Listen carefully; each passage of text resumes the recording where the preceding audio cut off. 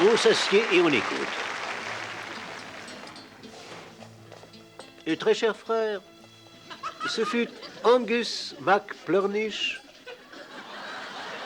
qui prophétisa que le monde finirait en 1515. Et pour lui, ce fut vrai. Pour notre bonheur, il a laissé un fatras d'écrits et de poèmes dont les titres eux-mêmes annoncent déjà la couleur au départ. Des titres tels que « Un verre d'eau à la place diminue le nombre d'enfants ». Pourquoi est-ce que tu recules quand j'avance? Les gens sont comme les pianos, ou bien ils sont à queue ou à bretelles. Et non seulement il faisait les poèmes, mais il dessinait aussi les couvertures. Et je veux lire une de ses œuvres. Un de ses poèmes que j'ai prélevé parmi tous ceux de ce bouquin et qui est assez étonnant. Il s'intitule « Pousse bien ton père dans l'autobus ». Et non, comme le pensent certains, pousse ton père sous l'autobus. Non, non, non, ce n'est pas ça du tout. Voilà. Alors, voyons, où est-il?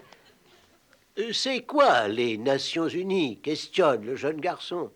L'endroit où pleurent les gens qui sont en manque d'amis et d'argent. L'ONU dit qu'elle étudiera les cas très délicats et ensuite décidera à l'unisson. Petit, je crois que c'est l'heure de faire la pause biberon.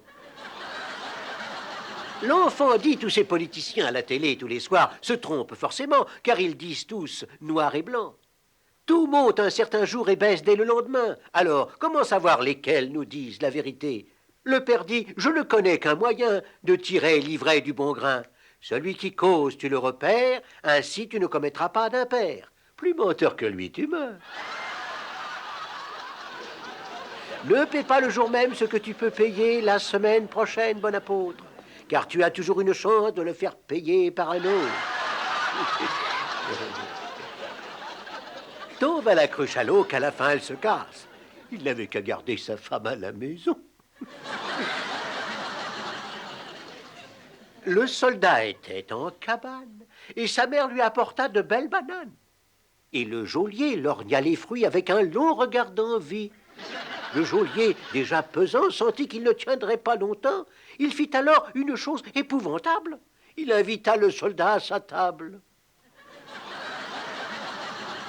Alors le soldat le laissa tout bas frais. Il attendait de voir le pantalon craquer, et quand le pantalon tomba sur le banc, il faucha les clés du sergent et prit la poudre des scampettes. Ce pauvre sergent était un âne. Conclusion, pour être en bonne santé, ne touchez surtout pas aux bananes. Merci.